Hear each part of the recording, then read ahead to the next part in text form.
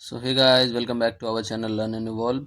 अभी हम लोग 10th के मैथ्स के सीरीज कर रहे हैं। हमने इससे पहले और भी सारे चैप्टर्स अपलोड कर रखा है अपने चैनल पे। आज हम नया चैप्टर स्टार्ट करने जा रहे हैं जिसका नाम है अर्थमेटिक प्रोग्रेशन, एपी। तो सबसे पहले जानते हैं कि एपी होता क्या है। एपी को जानने से पहले हम लोग ये जानेंगे कि सीक्वेंस क्या होता है। ये बहुत ही इंपॉर्टेंट चैप्टर है। 2-3 क्वेश्चन तो पक्का आते ही हैं आपके बोर्ड में, और बहुत ही ज़्यादा सिंपल क्वेश्चंस आते हैं जिसको आप आसानी से कर सकते हो। सबसे पहले देखते हैं सीक्वेंस क्या होता है। तो सीक्वेंस का डेफिनेशन मैंने लिखा हुआ है यहाँ पे। A sequence is a list of numbers written in a definite order. मतलब कुछ भी नंबर्स के लिस्ट जो होंगे जो कि डेफिनिट ऑर्डर्स में लिखे हुए होंगे, मतलब कुछ तरीके से लिखे होंगे, उसको ही सीक्वेंस बोलेंगे। जैसे यहाँ पे मैंने एग्जांपल्स भी लिया है 2, 4, 6, 8, 10। ये एक ऑर्डर में लिखा हुआ है। जैसे इसमें 2 ऐड किया है, इसमें 2 ऐड किया है, इसमें 2 ऐड किया है, तो ऐसे होगा। ये दूसरा एग्जांपल लिया मैंने 1, 2, 3, 4, 5। ये मैंने लिया 1, 4, 9, 16। अब बोलोगे सर आप ये कैसा ऑर्डर है। तो अगर आप बोलोगे कि ये कैसे है सीक्वेंस, तो ये ऐसे सीक्वेंस है। ये 1 है, 1 का स्क्वायर है, ये 4 है, 2 का स्क्वायर है, ये 3 का स्क्वायर है, ये 4 का स्क्वायर है, एंड सो ऑन।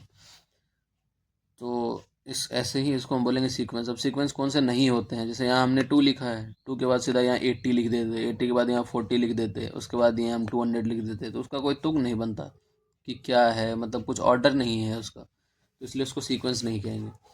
और गाइज, जो सीक्वेंस के हर एक नंबर्स होते हैं उसको हम टर्म्स कहते हैं। ठीक है, ये आपको याद रखना है। बहुत सारे टर्म्स आएंगे इसमें, थोड़े तो ज़्यादा कुछ नहीं है, बहुत सिंपल है, तो इतना ध्यान रखना है। इसको हम टर्म्स कहते हैं। ठीक है, अब हम लोग चलते हैं कि अर्थमेटिक प्रोग्रेशन किसको कहते हैं। सो इसको यहाँ तक आप लोग नोट डाउन कर लीजिए। तो स्टूडेंट्स, हमने एपी का डेफिनेशन लिख लिया है अपने स्क्रीन पे। तो एपी में क्या है, अ sequence is called an arithmetic progression if the difference between consecutive term is constant. तो मैंने आपको सीक्वेंस बता दिया है, टर्म बता दिया है। ठीक है, तो ये क्या बोल रहा है कि कोई भी सीक्वेंस का अगर कंसेक्यूटिव टर्म का डिफरेंस जो है वो अगर सेम होगा तो ही वो एपी कहलाएगा।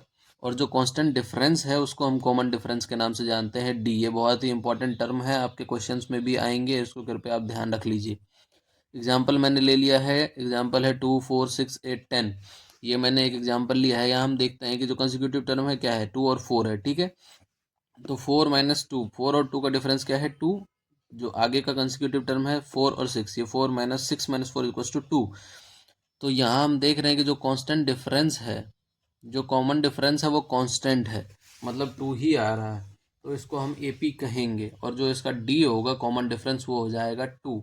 ठीक है, अब आपके मन में डाउट आ रहा होगा, सर अगर मान लो ये 2, 4, 6 है और यहाँ सीधा 16 आ जाएगा, तो क्या ये पूरा एपी कहलाएगा? नहीं, ये पूरा एपी नहीं कहलाएगा, क्योंकि जहाँ तक कॉमन डिफरेंस डी कांस्टेंट आ रहा है वहीं तक वो एपी होगा। वो एपी होगा लेकिन यहाँ तक ही एपी होगा। ठीक है, पूरा एपी नहीं होगा। तो आई होप आप लोगों को एपी पहचानने आ गया हो कि अर्थमेटिक प्रोग्रेशन होता क्या है। ठीक है, अब मैं एक और एग्जांपल ले लेता हूँ कि एपी का एग्जांपल कौन सा नहीं है। जैसे एग्जांपल है 1, 4, 9, 16, जो मैंने पहले लिया था सीक्वेंस के एग्जांपल में। अब हम लोग देखते कंसेक्यूटिव टर्म का जो है डिफरेंस सेम है या नहीं। तो 4 - 1 = 3, 9 - 4 = 5। तो ये और ये दोनों सेम है क्या? नहीं, ये दोनों सेम नहीं है, तो this is not an AP. ठीक है, आप लोगों को एपी समझ में आ गया होगा, कॉमन फॉर्म क्या है इसका। ये मोटा मोटा जो थियोरेटिकल पार्ट ही है। अब उसके बाद हम लोग चलते हैं जनरल फॉर्म ऑफ एपी क्या होता है। तो यहाँ तक वीडियो को नोट डाउन करिए और आगे बढ़ते हैं गाइस। तो स्टूडेंट्स, अब हम लोग देखते हैं general form of an AP क्या होता है। जैसे हमने क्वाड्रेटिक इक्वेशन का भी जनरल फॉर्म देखा था, सारी चीज़ों को देखा था, ऐसे एपी का भी जनरल फॉर्म होता है। इसको हम लिख सकते हैं a+d, a+2d, a+3d dot dot dot dot. जहाँ पे ए जो होगा वो हमारा पहला टर्म होगा और डी जो होगा वो हमारा कॉमन डिफरेंस होगा। आप इन दोनों किसी भी दो कंसेक्यूटिव नंबर को डिफरेंस निकाल के देख लीजिए, वो कांस्टेंट ही आएगा जो कि होगा डी। यहाँ मैंने डी का फॉर्मूला भी लिया है, D = A2 - A1।